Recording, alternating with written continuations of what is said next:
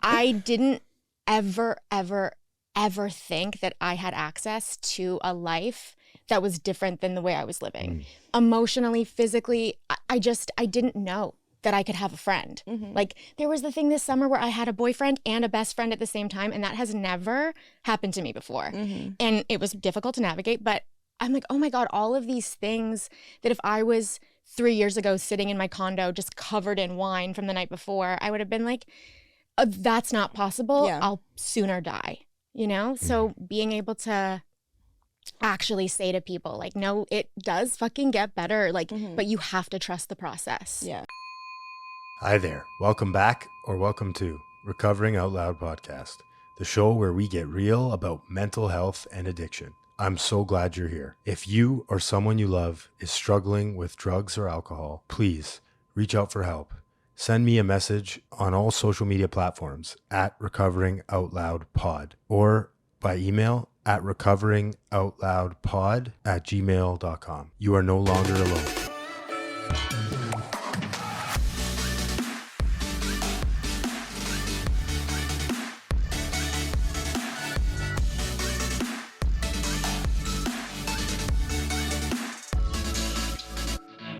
Addiction is kind of the same thing, right? You scrape your knee long enough and you ask for help, and finally the help comes. Are you good at asking for help? No, I suck at it. Yeah, I suck at it.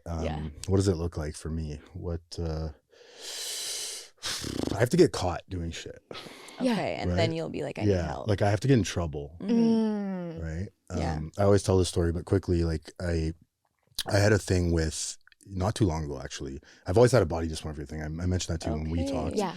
And it's not why I relapsed. I shouldn't say that, but it started this relapse with steroids and all this thing I always talk about on here. So I won't go into too much detail, but I think 4 or 5, 6 months in, something around that mark, I was using Ozempic online and in recovery.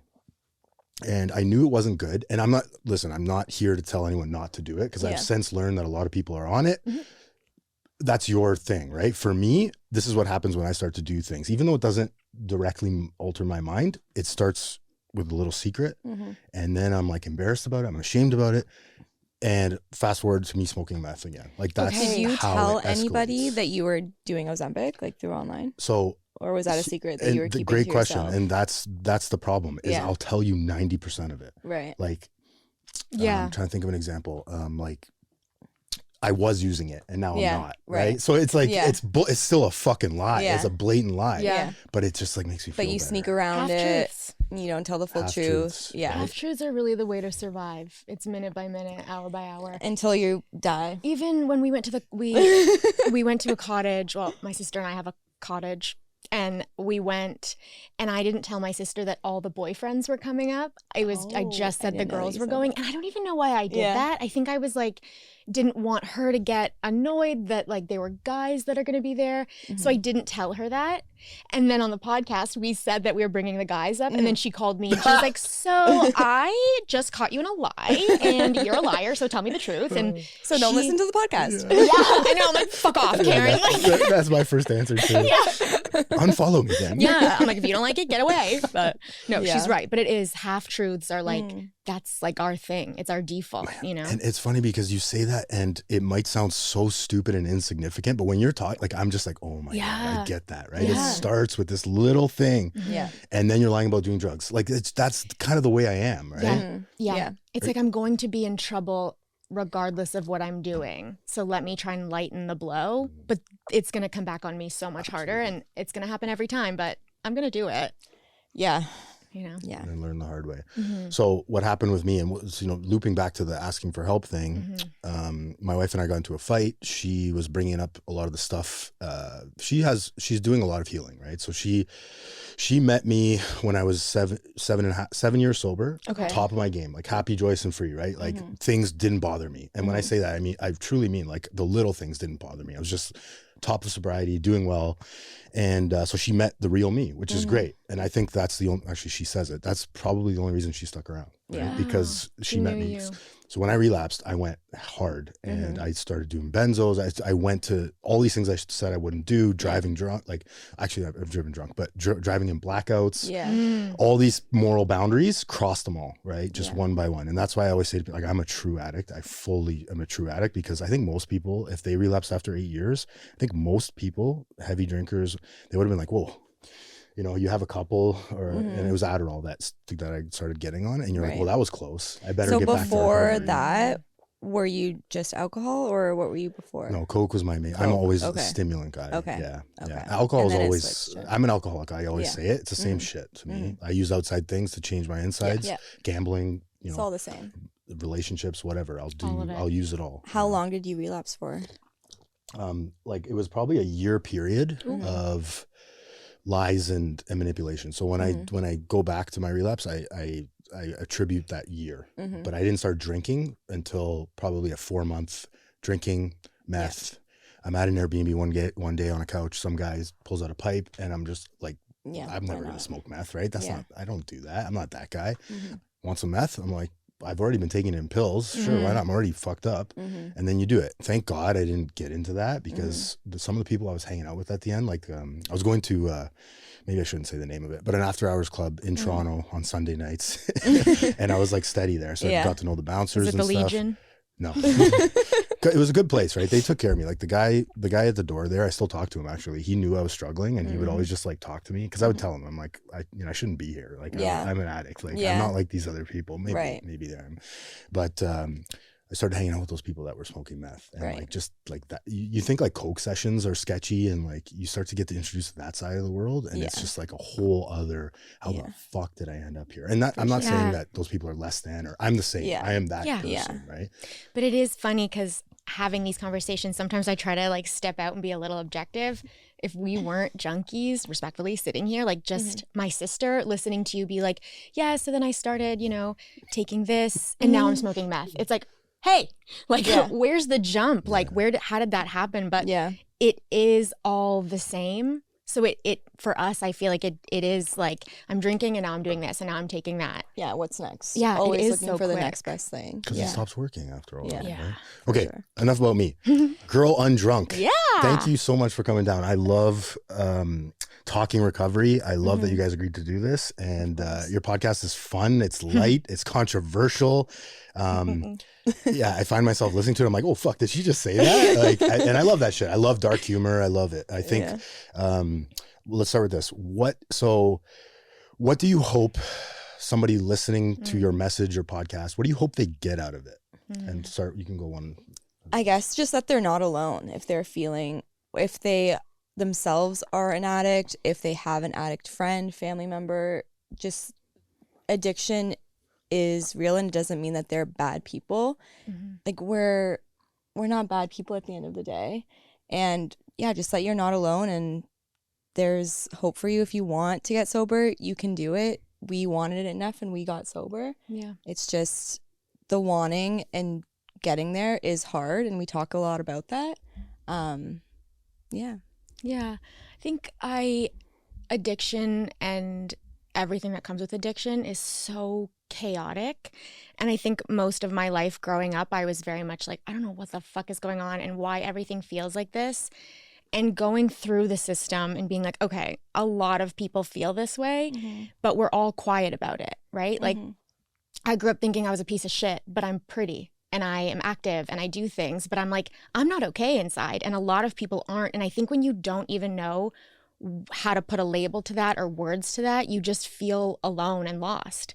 And so I think both of us are really very much like, hi, we're here. Like when you're ready, wherever you're at, addiction, sobriety, eating disorders, toxic relationships, like we're here, zero judgment, because we have literally done and seen it all. Yeah. So it's just really a place where you can come and be welcome and then talk about crazy shit. Yeah. And And complain. I was so scared at first to be like saying all the shit online, and now it's like it feels so natural. Like what else would I be doing? I love nothing more. It's the best thing It's ever, the best yeah. thing. Once you start talking about sobriety, it really becomes the best thing because you can relate to everyone all the time. Yeah. You know, about everything.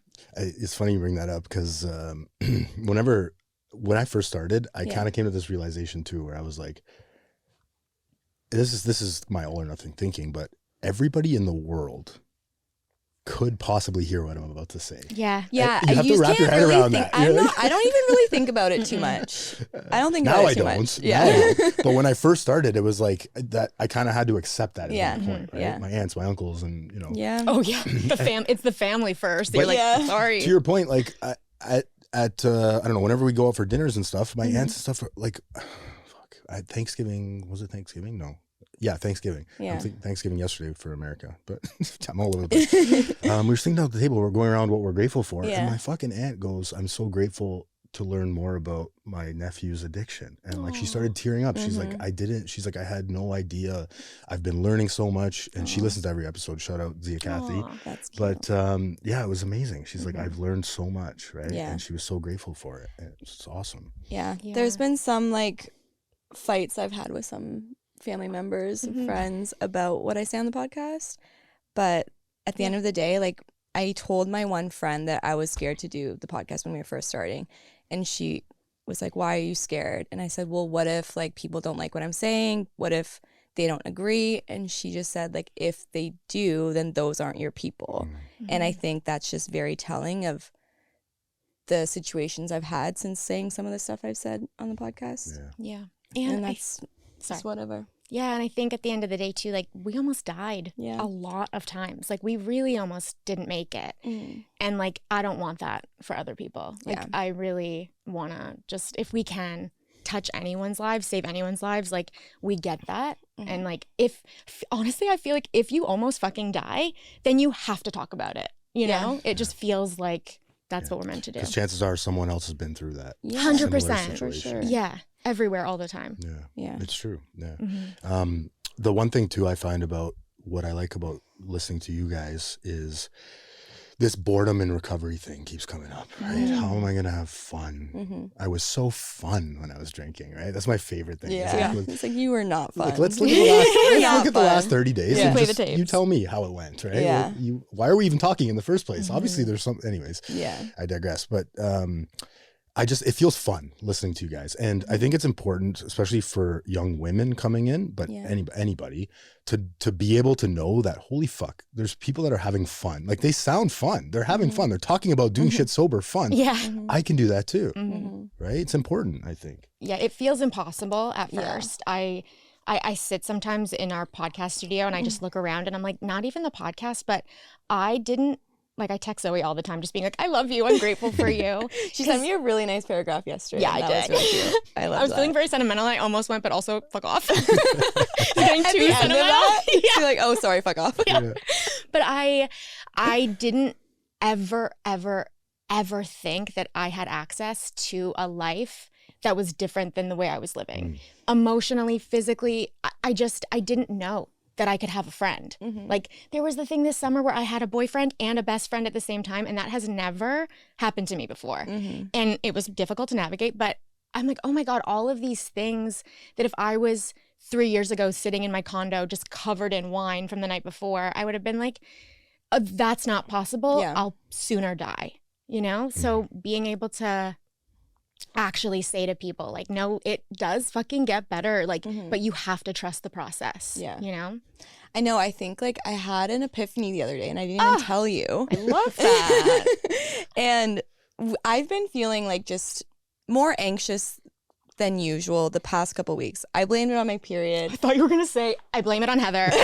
No, I blamed it on my period. This like, is where it all 2 comes weeks out. ago. I actually hate you. No, I don't. I'm done as of today. Yeah. No, I'm drunk. Canceled. No, but I was talking to my sponsor and I think like I have just been more anxious lately because I have good things in my life that I've created. Like I have an amazing boyfriend. I have an amazing best friend. I have an amazing podcast. And like I've never done anything that I've loved so much. I've always just worked shit jobs I don't care about. Yeah. This is something that we've built that I am so proud of and that I love. I've never experienced that. So I think it's good anxiety, but it's like Yeah. that's why I think I've been more stressed because things are rolling now I know. and I don't want to lose it. I think it's like the fear of Yeah. losing these things. I don't think I'm like worth it to have all these good things in my life. Yeah. So yeah, that's I my know. epiphany. No, I feel the exact same way. Yeah, It does feel I like think that. that's And why. would you say it's kind of like imposter syndrome sometimes too? I used to Yes. get that a lot. I think I'll I probably used get to- it again, but not currently. I'm not experiencing Yeah. that. I've experienced it for sure. I think like I used to always, when things were good in my life, I would just get super blackout and ruin everything, you know, like fuck everything up. And I think maybe I'm scared that I'm gonna like fuck everything up somehow. But I'm not. That's actually really nice.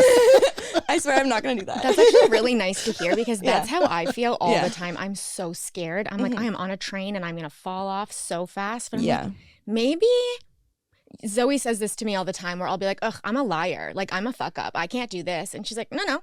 You used to not be able to do Yeah, that. Like, now you're true. not a liar. I'm like, oh, so maybe I can stay on the train and just hold on and sit down. Yeah. Maybe it's okay. Take a seat, let go, Shut let up. God. Yeah, Whatever. yeah, and that's one of my favorites. And the beautiful part about that too is like I don't know the destination, you know? And it's like so it could be anything. Yeah. Right?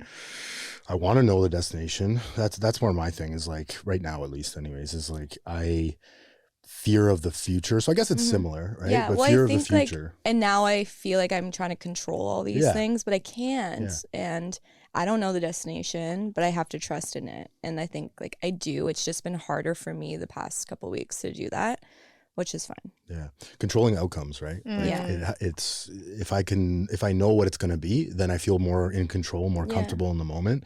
One of my good friends, actually one of my wife's friends, said to me, he focuses on inputs, not outputs, and That's I love good. that. It's just like Yeah. doing the next right thing. Yeah. If you Yeah. can't do the next right thing, do the next thing right, which is Yeah. one of my favorite sayings. Like, what's the right next thing? Well, you got to brush your teeth, right? Right. Like just sometimes it's Keep it that going. granular, Yeah. right? Keep Yeah. the motive. Yeah. I can't think of the word. Anyways, keep it going. Yeah, Yeah. keep it Keep it in going. Keep it motion. moving. Okay. I want to hear about the last 30 days of each of your drinking using. So we'll start with Zoe. Okay. What was the last 30 days like? So the last 30 days for me, I was in Sarnia. It was like the end of COVID. And I had been fired from my job. I had a DUI. I was just basically drinking at my parents' house every day. My dad had stopped talking to me because he was scared that he was going to just find me dead somewhere. So he just like avoided me for everything. I didn't learn that until I went to rehab. He wrote me a letter saying like, sorry, I haven't been talking too much, but I was scared that I was just going to find you dead. So I wanted to distance myself before seeing that, which was really hard to read that.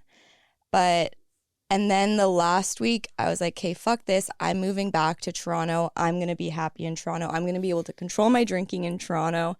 I need to go back. That's where my friends are. I had nothing left in Sarnia. My boyfriend broke up with me because I was crazy. No job. Couldn't drive anywhere in Sarnia. Like, how am I going to get around anywhere in this small town? So I moved back to the city. I was applying for jobs. I went to an interview, drunk, blacked out there. Don't know what happened at all. Woke up the next day, was like so shameful of that, obviously. I was supposed to meet my friends somewhere and I physically couldn't get onto the subway to meet them. So I just like called them. I said, I can't do it. And for some reason, like at that point, I was just like, I need to go to rehab. Like this is the last thing I haven't done. I've tried everything else. My mom's been telling me to go to rehab for like 5 years now. It's the last thing I haven't done. And I think at some, like that was like my God moment of like, I can't believe I called rehab in that moment, but I did. So this part is all very fuzzy to me. I don't know exactly what happened, but I think I must have told my friends, like, I'm going to go to rehab. Like, I can't meet you guys. I need to go, whatever. I call my mom and I tell her and I take an Uber to rehab. And I was so drunk at this point that they're like, you can't come here. I was banging on the door. Showed up at rehab. I just showed up. I was like, I'm please going to be take responsible today. Like you didn't do This any is the intake day. or anything, No, right? I didn't. So they I don't said, even know who you Mom, are. send the money. I'm going. Send the money. Send the rehab money. I've got this. Write the rehab check. Rehab. Yeah. No, seriously. Make it out to me. It'll be fine. I didn't know that I was banging on the door. They told me that after as well, which is just hilarious. But then they were like, you need to go to the hospital to detox, I think, before you could go to rehab. So I was like, okay, fine, like I'll go. And throughout somewhere in that point, I think like on the way to rehab, I probably threw my phone into a ditch being like, I don't need my phone. I'm going to rehab. I'm a new woman. Really, just the best. Just everything is just so crazy. And then I think after trying to go to rehab, I was trying to go to the hospital, but I didn't have my phone, right? And I had no idea where I was. I was in the middle of Etobicoke. I had no idea where I was. And I was knocking on a random person's house to take me to the hospital. And they opened the door and they said, yeah, like they called me a taxi to the hospital, Wow. which is so amazing. Thank you to whoever did that. So I go to the hospital. Obviously, they're not seeing me, and I'm just sitting there, and I'm starting to like wear off the alcohol, and I'm like, oh my God, what's happening? And I give up at the hospital. I just go home, and I'm waiting for my parents to come pick me up for like the next morning where they're going to properly take me to rehab. Yeah. And so that happens. I didn't sleep that whole night. I didn't get any alcohol probably because I didn't have a phone. I don't think I had a wallet at that point. Like it was just like I didn't have any access. And even if I did, I was just like so just beaten down of like there's like I give up. Like fuck this, like, you know. And I showed up to rehab like a little baby, and I had no idea what rehab was going to entail. I don't think I knew I had to stop drinking forever until like a weekend, until I was like, oh fuck, like this is real. So you were doing drugs as well, or was alcohol mainly? Alcohol was my main thing for sure. I like when my friends were doing coke, when my boyfriend was doing coke, I always was like pitching in and doing it as well. I bought coke once by myself and did coke once by myself. So I don't necessarily think like I'm a coke addict, but like I obviously did whatever. And if anyone was doing something, I was going to be doing it. I almost did do meth once because I was in a car randomly on the way to London with like 3 guys. I have no idea how I ended up in that car. They were all doing meth. They didn't have any more alcohol for me. So like I literally almost did it, but thank God I didn't. The guy who was driving was like fucking cracked out Tweaking. and falling asleep at the wheel. Whoa. And I was in the back seat, had to wake him up every 5 seconds to like stay on the road. That was your job. Wow. Yeah. It's like I couldn't be smoking crack because I was like basically driving the car. Yeah.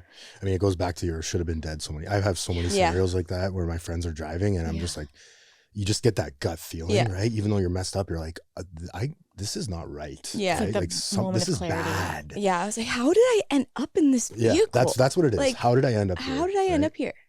I'm a nice person. Like I was raised by, how did I end up here? Raised by decent people. What the fuck happened? Yeah, the reason I ask you about the drugs thing is because you mentioned that you didn't know you were going to have to stop drinking for a bit. So, because my experience was I had a cocaine problem at 23. Yeah. I went to rehab at 23 the first time. I get that. Guys, understood. Check. But I'm not an alcoholic. I'm going to drink. Like, let's deal with the cocaine thing. And so 2 weeks into my rehab, the guy's like, dude, you're an alcoholic. Yeah. And I was like, that was the hardest thing for me to do. I don't know if I understood what alcoholism was. Okay. Like, I don't think I fully understood what I was doing because I was so fucking just like dazed all the time. I don't think I knew anything. So I think I learned in rehab that first week, like, oh fuck, like I am an alcoholic. Okay. Yeah. And the solution is to stop drinking forever. I think going in there, I just wanted to like not die and not drink like a crazy person. Yeah. And then I realized that that's not possible. That's a good point, actually. I can relate to that too, where it's like, I have a problem with drugs, yes, but there's something else. I'm Yeah. broken, right? Yeah. Like there's something else, and it's like, no, it's just the drugs. Dude. Yeah. Yeah. Just let's stop doing the drugs for a bit Well, and see it what was happens. it's so While much drinking. easier to just like separate it in rehab. Like rehab's amazing. We talk about it all the time. We love rehab. Love it. But Can't wait to go back.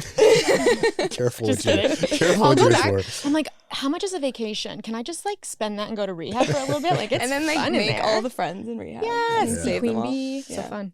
Careful Yeah. what you wish for. No, I've been yeah. to 3, and it's like when you go back, especially after yeah. having 8 years, and Yeah. it's humbling, especially Yeah. when they tell you to stay for an extra 30 days, and you're like, I've been in recovery longer than fucking these people were born. Yeah. Like some of them, right? Like Yeah. we had a fucking 16-year-old in ours, right? And it was like, Yeah.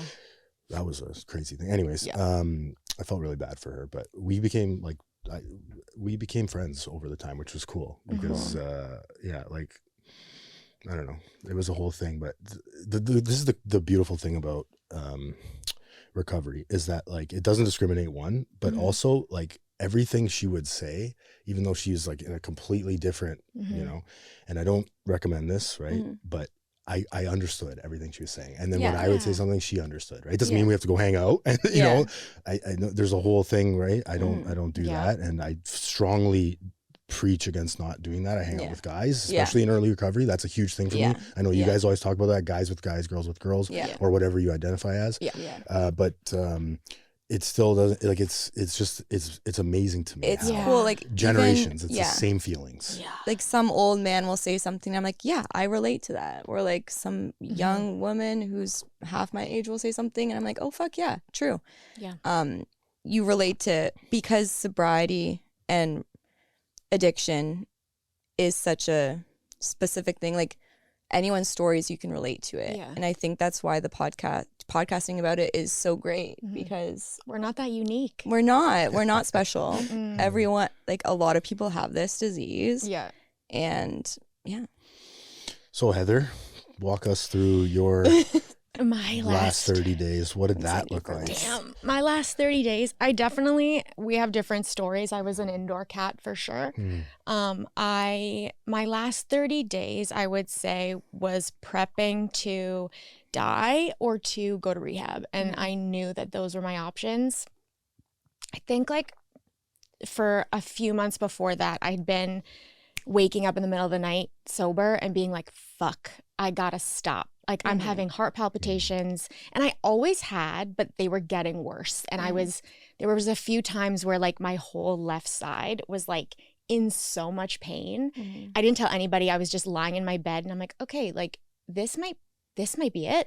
I could die. And then I'm also an addict where I'm like, probably not. And then I'm gonna drink again. But I was having more and more of these like thoughts of like, oh yeah, I think I'm ramping up to die. Like I really think that. I was huge. I was so puffy. I was so sick. I would take, the only thing that I was doing consistently as a real person was taking my dog to the park every morning.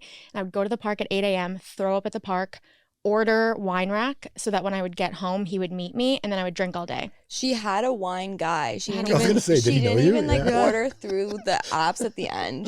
She just had this guy that would bring her wine. Yeah. Dial a bottle. He like worked for valet service. Well, he did Uber Eats, and then he kept coming to my house, which like at some point stopped being embarrassing. Like it was like every single morning he'd be at my house giving me wine. And then eventually he was like, why are we going through the app? Like just text me. I'm like, okay. So some guy delivering Basque 0 sugar wine to my house every fucking day. But I couldn't do things like I couldn't put my hair in a ponytail, or I'd be winded. Like I'd have to sit. I couldn't tie my shoes. Everything was like exhausting. And I was listening to Armchair Expert every day. I mean, I always listen to it, but Dax Shepard relapsed, and then he did an episode called Day 7. I don't know if you've listened to it, but So good. You gotta listen to it. yeah, I it's like amazing. him. I love him. Yeah, Great. it's really good. And I listened to that every day. I think I listened to it 14 times before I called rehab, because I was like, I'm gonna go. Like I need to go. And I knew I had to stop, because I've been an addict since I was like 9, honestly. Like I had OCD when I was a kid, and then eating disorders started and like took over my whole life. So I knew that if I was going to stop something, it had to stop for good. not sure I wanted to go. I definitely didn't want to stop drinking, but I knew I had to. So I was like, okay, the in between. And then I was scaring myself. Like I don't know why like saying this always makes me so emotional, but like my sister and I lived in the same building. So she had a key to my house, like she could come up. But I was like overfilling my dog's bowl at night because he could like stay alive for 3 days if I fed him enough, like if I gave him enough food. Because I was like, oh, well, if Karen comes up, my sister, I can't have her find both of us dead. So at least Nike, my dog, will be alive. If she finds me dead, it won't be like double trauma. So I was doing that, which is so crazy to think about. Like I'm planning for my death. Yeah. And that was making me really sad and scared. And I had this like little piece, like I feel like we all lose it, where it's like, fuck me forever. I'm a loser. I've always felt this way. Like I don't deserve to be here. But then there's like this little thing inside me that was like, but I secretly think that somewhere deep inside me, I'm fucking amazing. I am. Like I just know that. And I don't know what this is, but it's not right. And it's not me. And it doesn't have to be. Which is like obviously like all of these like thoughts going through my head. But I'm like listening to Day 7, Dax Shepard's podcast over and over again. I'm drunk out of my mind at like 10 a.m. I'm so fucked up and I'm like, I'm going to listen. I'm going to call rehab. I was like scrolling. I'm like, I Googled luxury rehabs Toronto and like it sent me to Muskoka and I was like, great. Like the first one I chose, like I just called them and I was like, I'm really drunk. Can I come? And like I had 2 weeks. I had to fly Nike to my parents in Florida and then come home and go to rehab. But once I called and I was like, I'm sick, I need to come. And it was immediate for me. Like they were like, great, we have a spot for you. My whole body like just relaxed. I felt like I could fucking breathe. And I was still gonna drink up until the time I went to rehab, but I was like, at least there was a plan for you. Someone's got me now. Like someone knows what's going on. No one else knows, but someone knows. Well, everyone knew, obviously. What I was fucking talking about. The wine guy definitely knew. Yeah, the wine guy knew. Well, he texted me when I was in rehab, and I showed my counselor, and he's like, "You got to delete that number. You got to delete all your dealers, even if it's the wine guy." Like, yeah. I'm like, oh, I guess he is my dealer. I never Like, thought of it that way. Yeah, it's so true. he's just like pedaling over. I'm like, oh my god. He's got stacks of cash on him. Seriously, just I'm like his one client keeping him afloat. I hope he's okay. Yeah. But yeah, I told them, I was like, I have to go, and then I'm like still drinking. I called my sister, and my sister actually, we've gotten really, really close since I've gone to rehab. We were close before, but it's hard to be close to me because I'm not here. But I called her and I was crying and I was like, I know you don't like when I'm sentimental and cry, but like I have to go to rehab, like all this shit. And she was like, oh, I don't care when you're sentimental or cry. She's like, I just don't like when you talk about blowjobs. It's like, I would love for that to stop in sobriety. And I was like, oh, okay. So specific. Yeah, well, she always is just like, Jesus Christ, like everything else in my life is fine. But she, I told her, I like asked her if my parents would be mad. She was like, no, I can tell them if you want me to, but go tell them. And the reason I bring up Dax and Monica so much is because they saved my life. 100% saved my life. I was always in trouble as a kid. Sorry, I'm going too long. I'm always in trouble as a kid all the time. Like I was just a bad kid. Or bad, you know. But I just thought in my head, like I'm a fuck up and going to rehab is so shameful for my family, especially, that like they're going to be mad. And I don't know how I'm going to do this. Like they might hate me forever, even though of course they were thrilled because they're like, you are going to die. You look insane. Finally she wants to go. But I thought like, okay, if my parents are mad at me and they hate me and they think I'm the worst, like Dax and Monica would be so fucking proud of me. And I care about them so much. And so fuck everybody else. They would say it's a good idea. So I'm going to go. So that was my last 30 days. Cool. What about that episode do you like kind of sticks out for you? Well, I think just the fact that it happened and it made it more real, because Dax was talking about his addiction all the time. He was like on a pedestal for yeah. And I always loved it. Like I always loved every episode he'd talk about addiction. I'm like, I'm in it. I like that deep, dark, gross shit. But that episode, he was like struggling. And I was like, oh, okay, I'm struggling. And Monica, the way that she's talking to him and is there for him and cares, I'm like, oh, okay. Like everyone wants him to get better. Like I want him to get better. So maybe I'm a person that people want to get better. So yeah, it just really like held me the whole time That's I went through awesome. rehab. Yeah, like his vulnerability opened this window into where you could relate to him and allow yourself to start to think about healing in some way, and that you're worth it, right? That's beautiful. That's awesome. Wow. Yeah, and that's like why you wanted to start the pod so badly. Yeah. Because you know how much his podcast saved you. Yeah. And we want to just save other people as well. Totally. Yeah. That's incredible. So how did you guys meet? How did you guys start? Like, what's the story behind the starting of the podcast? So Zoe works at a med spa. Yeah. And I was thinking when I got sober, I never shut the fuck up about it. It's like, if anything ever happens to me, everyone will know for the rest of time. I like love to talk about trauma. And I'm, you know, an addict, so I love to talk about myself, but I couldn't stop talking about sobriety. And I'm like, every day I'm like learning new shit. And I'm like, oh, this is why I'm like this. Like your mom, like to my mom, I'm like, your mom's fucked up. That's why I'm fucked up. And so it was all so interesting to me. And then I was like, oh, okay, I don't have a life right now. I don't have a job. I don't have anything. So I'm going to go back to school for mental health and addiction. Did that for a year, maybe 2 years. And I was like, I hate school. I love to be there and I love to learn, but like I literally will never write an essay for as long as she I can't live. do the work. She can't do the work. She can't do the work. I'm doing it right now, and it's hard for me. You're in school? Yeah, for social work. Oh, you are? Okay. Yeah, it's hard. Yeah. Yeah, it is hard. I like to work. I'm a working guy. Yeah. Like, I know. I'm like, can I just be in the field? Yeah. Like, just teach me there. I can't imagine doing a paper. No, I don't want to do that. And I never have. I never will. But I was like, okay, I love this. Like, I do love being in this, talking to these people about all this shit. Yeah. It's so relatable. But I don't know, you know? And then I started having this idea. I'm like, I love podcasts. I love talking about this shit. What if I started one? I messaged Ariane, who we actually went to Boston Conservatory together. We went to school together. And she started her own production company. And it was at the same time I was thinking about podcasting. And it was like kismet. Like I saw her post and I was like, interesting. We started talking and I was like, I got to get a buddy.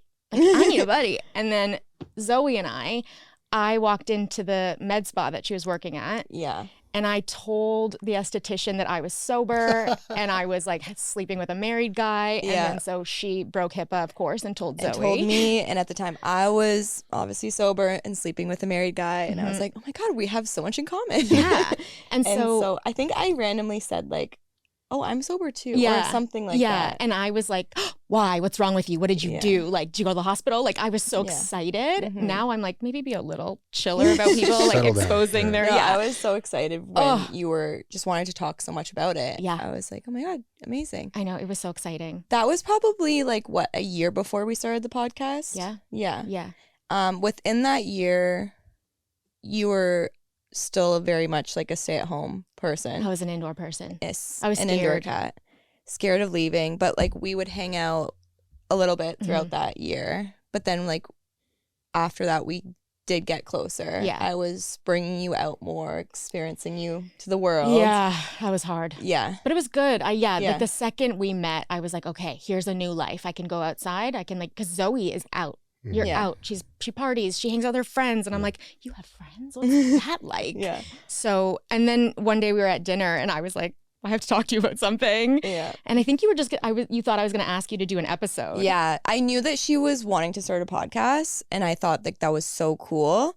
And I thought that she was just going to ask me to do like one episode. I didn't expect to You're do stuck like now. a post. And I was like, oh, okay. It's funny. Usually it's the other way around, right? Yeah. You can ask me to join her podcast. Hey, can you be on an episode? Yeah. Oh, fuck you then. Right? You know, doing it, and I wonder how you feel, because doing it myself, I like tried it for a little while. And I'm like, I'm just sitting here in a room talking about sobriety to myself.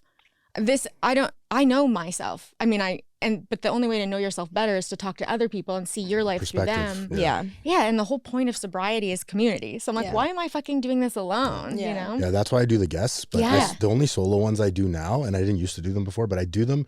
It's very practical for me. Okay. Like, here's how I get through a party sober. Yeah. Like fucking straight up, you take this and you apply it into your life and it might work for you. Yeah. It works for me every time, right? And so I try to walk people through very practical things because I follow a guy, Jefferson Fisher. Fisher has a podcast on communication. He's a lawyer. Okay. And he has 15-minute videos about how to be a better communicator. Oh. And I listened to it and I just like, it's so practical. It's like you start thing one, do this, and it's like you can actually apply it into your life and it makes you a better person. Yeah. Right. So I try to give that up, but I love, like, this is my favorite, where It's the best. just sitting down, no script, no questions. I've had a lot of professionals in here and people in the field, and you know, it's great, but it's very scripted, very professional. I think my favorite podcasts are ones where it's just fucking people talking. And yeah, for sure. This is an interesting conversation, right? Same. Because I love listening to conversations, right? Yeah. And I'm a very observant person. Maybe that's why I like podcasting. But we'll be out, and I'm be like, I always do this. I'm like to my wife, I'm like, do you hear what that guy just said? Right? She's always listening. She's like, no, and my wife's like, no, what the fuck, no, like what? And it's like, oh, like you know, you can read body language too. You're like, he's getting broken up with or something. Right? It's my favorite thing to do. Oh my God. I love to go out and just like watch people, but people tell me, they're like, you're like this. Like staring at them. Can you just like do an ear? And I'm like, I need to ask them what's going on. Because you're looking for body language too, right? Yeah. It's important. Oh, that's amazing. And then after that, after you asked me, is that where we were? Yeah. Yeah. Then we just started it up. Yeah. We had to redo the first episode a few times, and then now I think we're like in a groove. Feels I think good. so too. We've got guests coming on. Yeah, I mean, you got the next like month booked out, right? Which is always good. I'm like on the fly. So exciting. I wish I had more bookings, but again, that'll probably come. Yeah, one day, of course. right? For sure. And like Ariane is such like a big help for us too. Yeah. Like we're so fortunate to Oh have my gosh. her help and everything. 'cause Doing it'd this be- on your own is wild. is Yeah, it is a insane. lot. So. Thanks, I feel better now. Yeah. Oh my God, no, it's You're literally doing amazing. amazing. The Yeah, amount of time. you're doing amazing. One time I was sitting on the floor with ChatGPT trying to figure out a camera thing, and I cried and fell asleep and woke up 4 hours later, and I was like, oh my God, okay, we need help here. Like, I can't do this. But I have a conversation that I kind of want to bring up. You posted something on your Instagram a few weeks ago about dating and being sober. And your take, I think, was, I guess someone had asked, right? You were responding to a comment. Someone was like, if I'm sober, should my partner get sober? Right, and right. you said, absolutely not. Yeah. And I actually want to know what, like, that is how you feel about that. Like, because you are married, right? Is your partner, I don't know if you want to talk about your partner, no. She doesn't drink as like nearly as much as she did. Yeah. Okay. When I met her, she went to a party university. She tells me she went through a point of heavy drinking, but she's able to turn it off. I've seen it. She has maybe one drink a month now, if that. And that was all her choice. Yeah. So yeah, I'm happy you brought this up because I think there's two very different things in my mind. It's like there's one part of it is like when I meet somebody, if I'm trying to, because this is my thing, if I'm trying to change somebody to be sober, I have a problem with that. Like that's my thing where I'm like very uncomfortable. So just to finish the point, when I go out to family things, and this happened in my early recovery, they would remove all the alcohol for parties. And I'm talking like 30 people were there and no one was drinking. And no one was And drinking. it made me so uncomfortable. I hated it, right? Because I don't like when I change other people's like lives. Now, I'm happy Do you my feel wife like a doesn't drink. nuisance if they Yeah, like when what they is do that? Yeah, that? it's a nuisance, but it's also like I shouldn't be the guy. I respect it. Don't get me wrong. I respect it. It just makes me uncomfortable. It's like this elephant in the room. Yeah. Because no one's talking about it. No one's drinking. And I'm like, you guys would be normally drinking, right? Yeah. You wouldn't be getting blackout because my family's not like that, but you would be drinking. And I'm changing it. I feel like a burden almost, right? Did you have any thought or would you feel comfortable, and maybe now is different, but like early sobriety, to tell your family like, hey, this function is coming up. I'm not drinking, but you guys can drink. I have That's many literally times. fine. Yeah. Okay. And do they respond by taking all the alcohol away, or how do they respond? I think so. It's two things because I came in twice, right? So I've had 3 major relapses, but when I came in at 23, it was probably a good idea, to be honest. Yeah. Because I was 23. Even though I had done all the work, I'd lived in Minnesota for 4 months. I was in a sober house. Minnesota. I had to go to Minnesota. It was a great. About that later. It was a Let's great talk about treatment that later. center. It was cold as fuck. But, yeah. and so that was probably a good idea because even though I wasn't seeing my friends, like I didn't hang out with anyone for 4 or 5 months of my drinking buddies because I was told not to. Yeah. And I was like, I like this. I like myself now. Yeah. I'm going to listen. It's starting to feel good. That's the only reason I stayed sober is because I listened to other people, honestly. For sure. And so, it wasn't as obvious, I would say, but there was a few times when I came back this time again, after relapsing, and where it was like, I went to one party and it was just like no one was drinking, and I didn't know, like maybe 30 minutes in, I was like, it's like a summer day and nobody's drinking. I'm like, oh fuck, this is for me, isn't it? You're like, is this shit about me? Yeah. And although I appreciate it, I really do appreciate it. I would rather people just be themselves, like do their own thing. Right now, I think what I respect the hell out of is somebody saying, I can't be with someone that drinks, right? I respect the hell out of that. Like, you know yourself. It's just, for me, it's like, I don't want to change anybody. That's my thing. Yeah, I really did wonder, because I don't feel like a burden.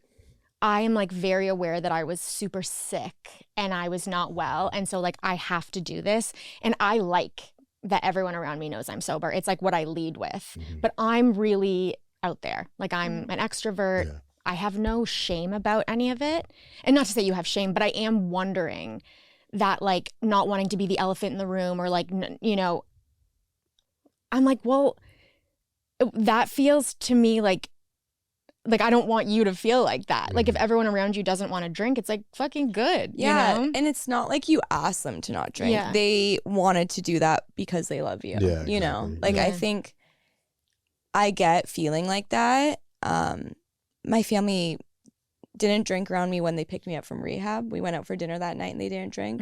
The next time I saw them, everyone was drinking. And it's been like that ever since. Yeah.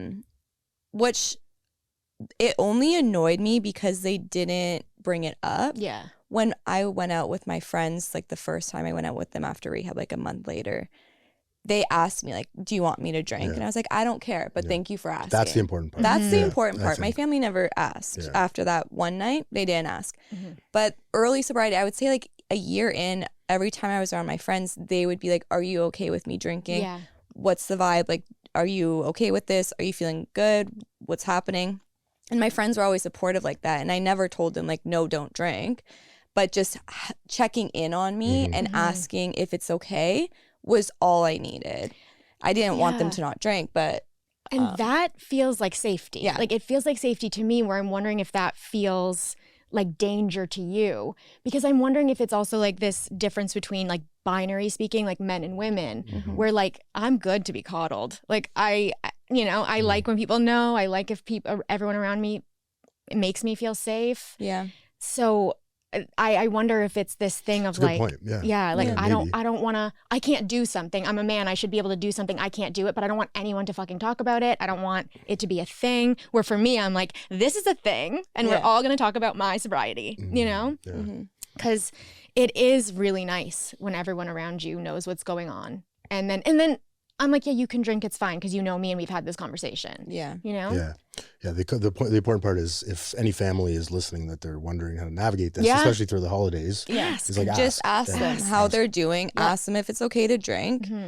I think just acknowledging it is everything, you know? I would have been like way more safe if my family acknowledged it, you know? Mind you, when someone in the family has an addiction, there's usually addiction in the rest of the family, someone, right? So people don't necessarily know how to navigate it. They don't want to talk about it. They want to just brush it under the rug. Yeah. Like, I went to rehab. She must be okay then. Now let's move on. Well, I'm also a person, like, my parents would be like, we had to walk on eggshells around you your That's whole what life. I was going to say. Yeah. That's So what I was I'm gonna like, say. You just drag them through the mud, and now you're showing up and they're not drinking and you're like upset about it. Yeah, It's like, and they're like, we're no one wants you to go back to rehab, right? Exactly. You're welcome, exactly. motherfucker. what do you want us to do? And now you're mad at me for not drinking? Fuck you. But that's like typical addict, right? That's Yeah. one of Totally. the things, anyways. Yeah. Everyone care about me, but don't care about me. You know? Yeah. But dating, Never know what we want. we got some like backlash online about this because Yeah, I saw that. yeah, because I said we were talking about dating, and if someone is, Should my partner be sober? Or semi-sober? and So we were, I think a lot of people took the TikTok out of perspective, right? Because we were talking in a scenario where if I'm dating someone else and I'm an addict and then I decide to get sober, like, need to get sober. I need to get sober. And then if he continues to drink, okay. That's different. Yeah. yeah, it was taken out of context a little bit. But and then in that scenario, I'm like, yeah, he should see that I did just so much work to stop drinking. he should be able to be like, okay, I'm not going to drink, or I'm going to have like one drink every few months to support her, you know? Or to ask, at Or least, to at the ask. very least. At the very least, exactly. I was in rehab and there was this sweet angel girl. You know those people who are just apple pies and you're like, how did you get so nice? Such an addict. But she, her husband was a heavy drinker, and heavy drinker, I don't know, definitely had a 6-pack every night after work. Like they live in the country and she's not drinking. But that's hard for her because she's relapsing because he's drinking all the time. And it's in the house. And our counselor said to her, like, and this is harsh and like, this is the stuff that people don't like. But it's like, if he loves you, he'll stop. Like, he has to make a choice. Yeah. He has to choose alcohol or you. And if he can't choose you, then he has a problem with alcohol. Yeah. And that is true. And I think that might be where the backlash comes from, because we say this, that like asking someone to like think about someone else and stop drinking feels like I'm going to take your fucking guns and you're the president of the NRA, you know? But it's not really like that. And I think it's also because that guy who drinks like only 6 beers a night is probably like, I'm not a fucking alcoholic. But I'm like, if you can't stop drinking your 6 beers at night for your wife's fucking sake, you're an addict, bro. Yeah. What do you think about that? No, it's true. The difference, the determining factor really is when someone else is struggling, right? I think if I'm trying to get sober and my partner is not supporting me, it's just about supporting. You're not supporting someone else if you're blatantly doing something that they can't do in front of their fucking face. I don't know. I think alcohol is like, it's almost like a human right for some people, right? It does feel like this is what I can do. I can handle it. I'm going to do it. I like it. And I think it hurts people when you try to take it away. Yeah, that leads me into like my next thing that I want to bring up too, is like, I get really fired up when I see, I don't know if you guys have you ever seen the guy that films people in Arizona? He does it. There's a guy here too that does it, like homeless people, addicts. Yeah. And he films like fentanyl, and it comes from the right place. Like if you actually watch the videos, like the guy he helps them. I get so uncomfortable. I unfollowed him now, but I remember I was in Vancouver. I was at a sobriety conference this year, and I found his account in my hotel room by myself, and I started getting so emotional, but it was like awesome because I was like, oh my God, like for one, it made me think about like how bad it can get, and it reminded me of how bad it can get, but also I was like, it was very powerful. Anyways, he posted a video recently about how, and he's an addict himself, 15 years sober or something, how addiction is not a disease and it's a choice. And I'm watching this guy and he starts talking and I'm like, 100% this guy's gonna be like, it is a disease, right? Because, he's filming these people fucking choosing every day to be homeless and overdose. And come on, are you fucking kidding me, man? Like it's physically addictive, yes, fentanyl, but there's also like, there's people that just get, anyways.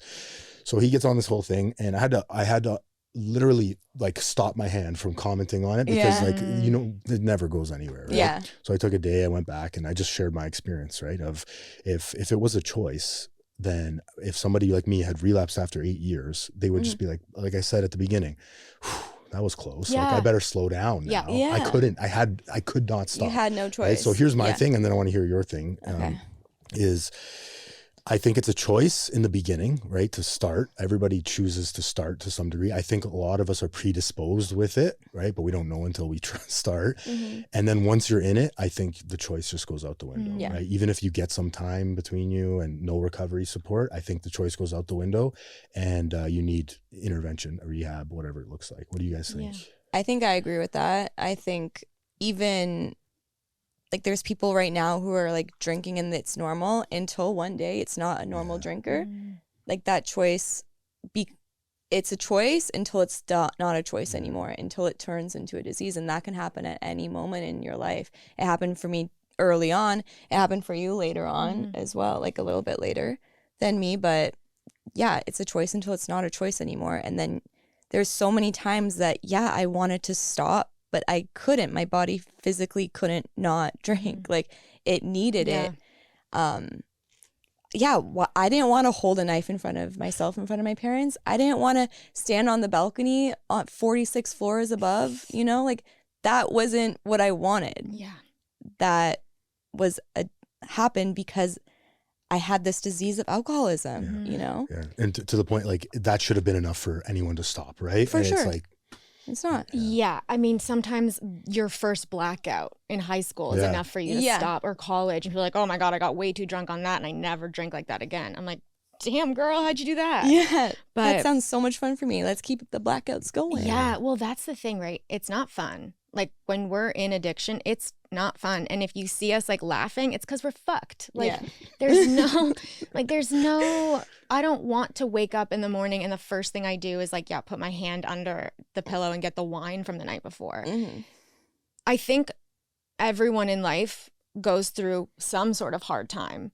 And they can compare that like, oh, I was fired and I didn't have a lot of money. And then I, worked really hard and I did this and now I'm great and I have a wife and blah, blah, blah.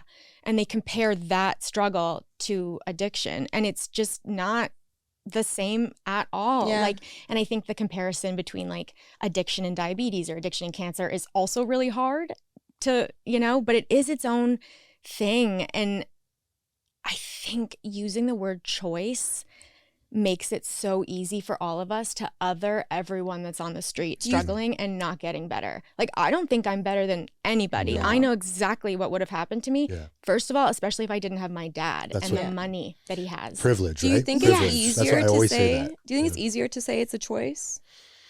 Like, do you think that's like an easier Yeah, way like out? a cop out, like a cop Yeah. out for people. Yeah. Yeah. Yeah. I like, I was watching the video and I don't know what he was trying to get out of it, because like you're filming these people every day and it's like, so you're telling me that they're choosing to not get sober and you just magically chose to you're not an addict, dude. I Like, guess that's my maybe opinion. like he does think he's Yeah. better than everyone else, and that's like his way of being like, I'm better than everyone else. I'm choosing to not do that, but you guys are choosing to live like this. Yeah, like, I don't know. I don't know. I think I don't it know. is- I'm just trying to figure out Well, what we that did. is. Right. What's the motive? I guess you what's his thought do process? you do make a choice to stop drinking or stop using. You have like a weird moment of clarity and you're like, I gotta call rehab. Mhm. That's your choice, maybe, if you have the ability to do so. I wasn't gonna go to a government funded rehab. Like, I was gonna go somewhere I was gonna pay and have my own bed. So like, I'm not even just like able to get sober in any way, That's a really privileged thing to say, but it is Yeah. fucking It's true. true. Yeah. And For sure.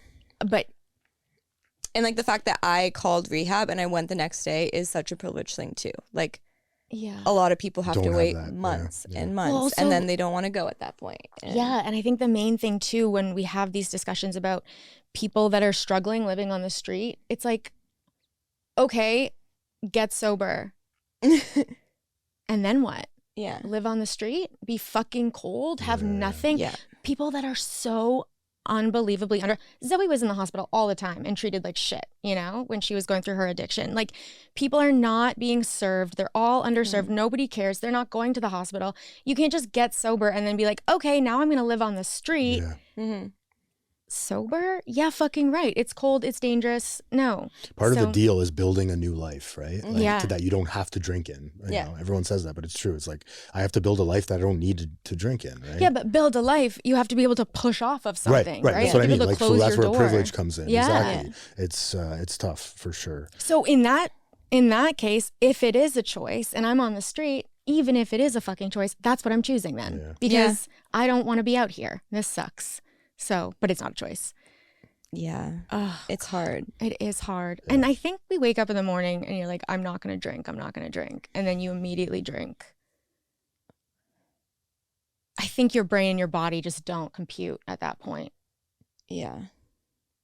There are times where I'd sit on my couch at night and I wouldn't have any alcohol in the house. And I'd be like, I don't really want to drink right now. And then something in my brain would be like, but you have to. Yeah, like, there's you nothing have else to for get you to do. alcohol. Yeah. Yeah. And then I would. Be like, you're going to want it later. You're not going to want to get through the Yeah. night without it. And I think that's the difference between like what we call normies, right? Where Mm-hmm. it's like that thought process doesn't really come in. Well, no, I could go for a walk. I could go to the gym. I could, Mm-hmm. I need to stop this. And then they stop or moderate, right? And that's why it is so hard for the normies to understand us. Yeah. Because we're crazy people and they would never do the things that we do. Well, they don't have it, right? Yeah, they don't have it. For some reason, we can have the same experiences, and I'm a junkie under a bridge, and have a family and a baby, and you love your life. Like, but we went through the same trauma, or we drank the same, or you drank first. Yeah.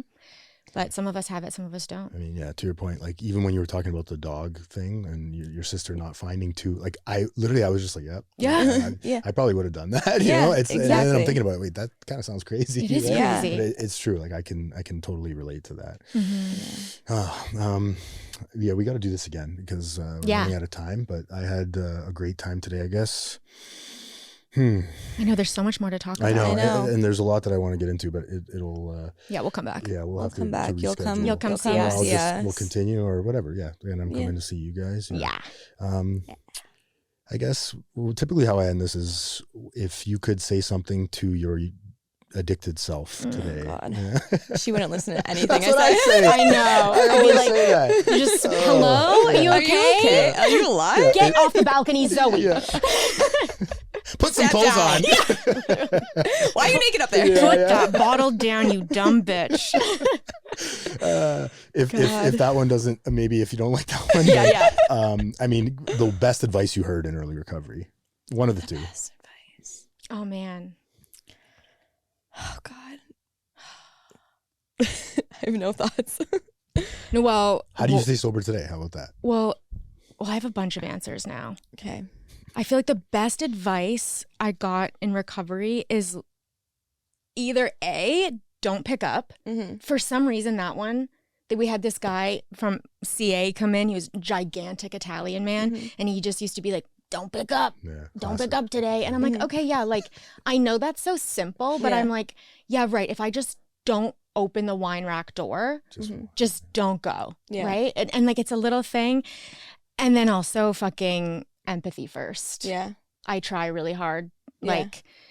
Like I have moral anger with men, and that leads to a lot of my drinking behaviors and drinking. And so I try to do like, what is their life like? What are they feeling today? Why would they have said that or felt the need to have acted in that way? What happened to them as a kid? And then I try to just move on, and that helps me. Yeah, Yeah. that's a beautiful way to do it. Yeah. For sure. To deal with difficult people and narcissists. Yeah. And For men. sure. And men. And that's why Some it men. started. Yeah. We like you, don't worry. For now.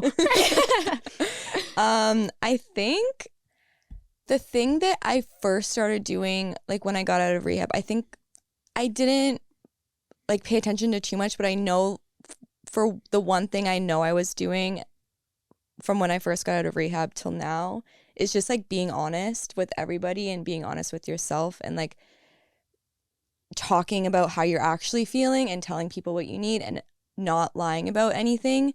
I think the lying game is so hard, like we talked about in the early on in this episode, but I think honesty will get you sober and will keep you sober as well.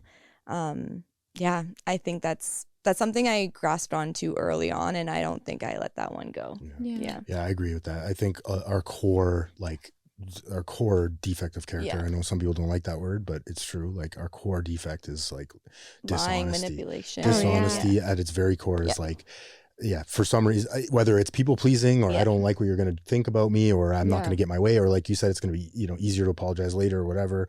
I just need to lie. And then, so I was taught early on too, is like, when you do make those little white lies, because you're going to, I'm talking about me, I do, about stupid shit, All right? the time. Go back and say, hey, Yeah. You did that. I do that. Right? I just gotta, Yeah. even if it's stupid, right? Yeah. My therapist used to tell me this all the time.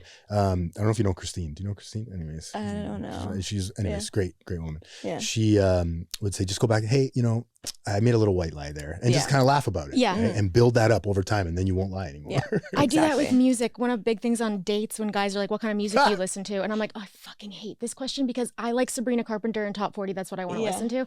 So I like try to make something up and then I'm like, it's not true. I hate everything. I only like Sabrina Carpenter. I hate this question. We're not big music people. No. To my younger self or to my addicted self though, and I think that this is actually for all people that are currently in addiction or whatever, but to my addicted self, I think I would literally just say like, I see you and I love you and this fucking sucks so bad, but it's all valid. Like everything you're feeling is real and you're in there.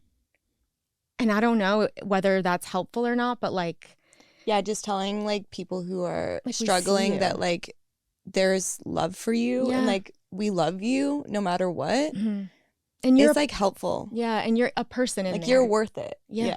Yeah. You're And worth it. You're loved. all this bullshit you've done to yourself and it's like, it's not you in there. You're still in there. And we can find you, you know? Yeah. And you just have to like believe that that's a real piece of you and hold on. Yeah. That's a good point. I think, well said. What would you say to your addicted self? Yeah. I was going to have a point on that, what you said, but then I was thinking about how to close the podcast. And Oh, then sorry. I was like, Very long-winded over here. no. I'm like, and another thing. We're good for time, but it was just like, I had this profound thing. Anyways, I do that a lot. What would I say? What was the thing that you were thinking? I forgot now. Oh, No, sorry. like, it leaves our heads a lot too. Yeah. We'll Just text me. Maybe later. it'll come back. Yeah, text me. I'll make a social media reel about it. Yeah. Like an idiot. Anyways, I think I would say, tell the truth, definitely. But the biggest thing I learned, through my relapse is secrets, man. Secrets. They keep you sick, and whatever you're going through, like you have to find somebody on this fucking earth, human, not just spiritual, because that's important for me too, but there has to be someone that knows everything in your brain, whether it's a therapist or no matter how crazy it sounds, how stupid, how much you'll think you'll get judged, because that's what took me out. Like I tell that to people with long-term recovery all the time. Yeah. Like, don't have any secrets, no matter how insignificant. You got to get it out. We tell all our secrets on the podcast. Yeah, we really do. That's a good thing about it too. Is like, it's a good place to kind of air it out. Yeah. Right? Yeah. Yeah, we've even we've never had really fights, but we've talked about like hard things on the podcast together. It's nice. Which is really nice because we feel so safe in that room. Yeah. And everything is through a sober lens with us. And I think that's like very important just in friendships in general. It's like, this is my best friend. This is the person that's going to walk through life with me. And I don't want to fight this person. So let's actually talk about it like we care about each other. Yeah. And we're good to go. Yeah, it's easier to like have a sober friendship. Well, also because you know that everything in my life affects my sobriety and vice versa. So it's like, I'm not just telling you this as a friend. It's like, yeah. it's like, this is a sober conversation. Yeah. It's great. I can relate to that. I think everybody that's in sobriety, like it's some form or another is going to affect your sobriety. Yeah, it's true. Like just not today, Yeah. Girl Undrunk.